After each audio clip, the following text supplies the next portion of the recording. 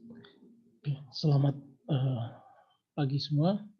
Hari ini kita akan membahas sedikit mengenai persiapan eh, membuat proposal skripsi atau tesis agar mempercepat proses ya, persiapan skripsi dan tesis tersebut.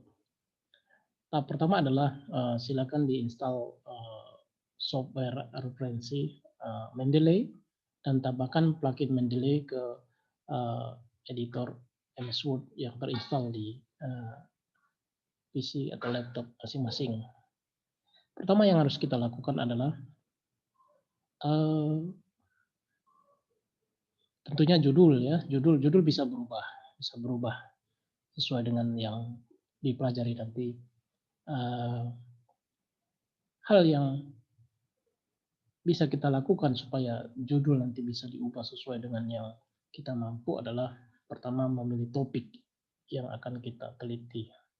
Dalam hal ini contohnya adalah topik mengenai sistem pendingin solar cell berbasis air hujan. Jadi topik utamanya adalah sistem pendingin pada solar cell. Yang akan dibahas spesifik nantinya adalah pendingin yang berbasis air hujan. Tetapi ini bisa berubah nanti. Jadi topik dasarnya adalah sistem pendingin solar cell. Nah, agar kita bisa mulai menulis, kita butuh ide awal. Ide awal itu bisa kita baca dari tulisan ya, tulisan orang yang ringan ya, yang ringan. Bisa itu dari blog, tapi memang belum bisa divalidasi kalau dari blog. Sebaiknya bisa dari tesis atau disertasi orang lain, kita baca kan lebih mudah dipahami ya, karena sudah terstruktur. Jadi di contoh ini saya membaca dari sini tesis mahasiswa saya Bapak Sunarno yang berjudul Sistem Pendingin Pasif untuk Meningkatkan Daya Keluaran Panel Surya. Jadi dengan membaca ringan ya dari tesis beliau ini, saya mengambil keywords. Nah, jadi nanti Anda pun demikian, cari bacaan yang ringan sumbernya, kemudian cari keywords untuk membahas tentang topik yang Anda ingin bahas. Dalam hal ini, contoh ini adalah topik sistem pendingin solar cell. Jadi untuk membahas sistem pendingin solar cell, setelah dibaca dari tesis Bapak ini, kita peroleh keywords. Yang pertama, bagaimana prinsip kerja solar cell. Yang kemudian, apa pengaruh ya efisiensi solar cell terhadap outputnya. Ya, misalnya, ada juga di sini bagaimana pengaruh suhu permukaan terhadap outputnya. Ya. Kemudian, bagaimana sistem pendingin solar cell secara umum bekerja. Bagaimana sistem pendingin aktif, bagaimana sistem pendingin pasif. Jadi kata kunci ini akan mengarah kemana kita akan membahas. Jadi kita ambil dulu kata kuncinya. Langkah selanjutnya adalah kita melakukan studi pustaka berdasarkan kata kunci ini. Jadi sebetulnya studi pustaka itu ada dua bentuk. Yang pertama studi pustaka secara umum, yaitu bagaimana step-step uraian agar cerita mengalir menuju topik yang akan kita bahas. Ini kan cukup mengalir dia. Dari solar cell secara umum, kemudian bagaimana efisiensinya turun terhadap suhu permukaan, kemudian bagaimana pendingin secara umum, kemudian bagaimana pendingin aktif, dan bagaimana pendingin pasif. Jadi cerita ini akan mengarah ke topik yang kita bahas. Ya. Jadi dari kata kunci ini kita lakukan studi pustaka secara umum. Setelah ini ada studi pustaka yang khusus, yaitu tentang penelitian yang terkait. Kalau yang secara umum ini kita dasarkan studi pustaka berdasarkan kata kunci ini. Untuk yang pertama, prinsip kerja solar cell. Ini bisa kita baca dari banyak sumber, buku ataupun blog atau apa ya. Tapi supaya tervalidasi, saya membacanya dari paper dan usahakan paper-paper yang bersifat umum ini 10 tahun terakhir. Bisa berbahasa Indonesia maupun bahasa Inggris, dari jurnal lokal maupun jurnal internasional. Tapi akan lebih baik lagi dari jurnal internasional. Sebagai contoh, untuk memahami prinsip kerja solar cell, saya ambil satu referensi ini. Ya, satu referensi yang berasal dari, ini dia penulisnya dengan judul Testing of Solar Diesel Hybrid Power Plant Battery charging system. Kenapa saya ambil ini? Kebetulan waktu saya baca, baik dia menguraikan tentang prinsip kerja solar cell. Nah, karena waktu saya terbatas, dari paper yang saya baca, saya screenshot, saya cross di bagian yang saya perlu. Nah, oke, jadi screenshot ini saya letakkan di sini, inilah dia referensinya. Supaya cepat ya. Kedua, saya mau mencari pengaruh ya, suhu permukaan terhadap efisiensi solar cell misalnya. Itu akan saya lakukan, kita bisa cari di Google Scholar atau lebih spesifik ke electrical misalnya ke IEEE Explore. Ya, begitu dapat potensi paper-paper potensial silakan dibaca cepat di mana bagian mana yang terdapat membahas efisiensi solar cell. Kemudian Anda screenshot dan letakkan lagi supaya tidak lupa ya referensinya apa. Jadi akan dilakukan untuk semua kata kunci di sini ya. Jadi dalam hal ini masih contohnya masih satu ya, screenshot pertama karena saya punya 5 kata kunci di sini. Ya. 5 kata kunci, berarti 5 referensi yang saya butuhkan minimal, ya bisa lebih ya. Nah, jadi ada 5 screenshot. Ini screenshot pertama, screenshot yang kedua, 3, 4, 5 saya tidak tunjukkan. Ya, silakan Anda lakukan untuk bagian Anda. Oke, kemudian yang kita lakukan selain dari yang studi pustaka secara umum, kita juga melakukan studi pustaka existing. Jadi ini benar-benar yang terkait dengan penelitian. Misalnya pendingin pasif menggunakan air hujan atau pendingin aktif menggunakan air. Ya carilah kata kuncinya pendingin aktif solar cell menggunakan air.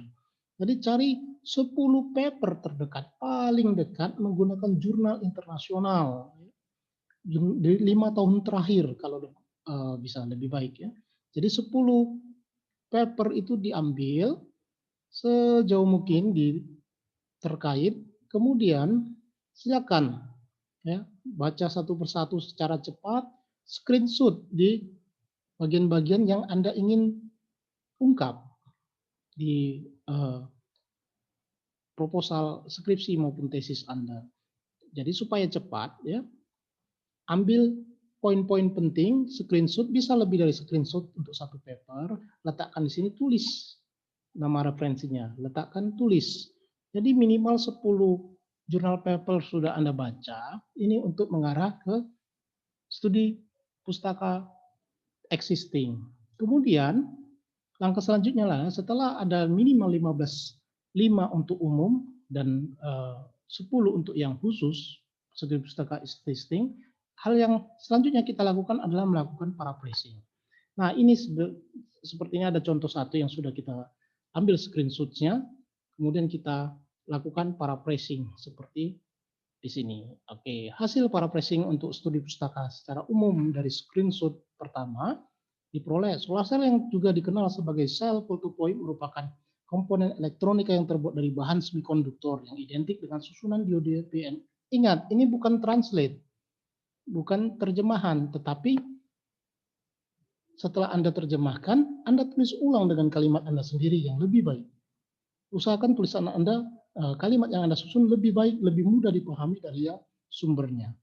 Setelah Anda membuat, silakan buat referensinya. Ingat, referensi gunakan Mendeley. Masukkan dulu, Anda cari tutorial bagaimana memasukkan secara manual maupun menggunakan file sitasi seperti .ris atau yang lain ya. Jadi setelah Anda tuliskan kalimat dengan kalimat Anda sendiri, baru lakukan sitasi ya.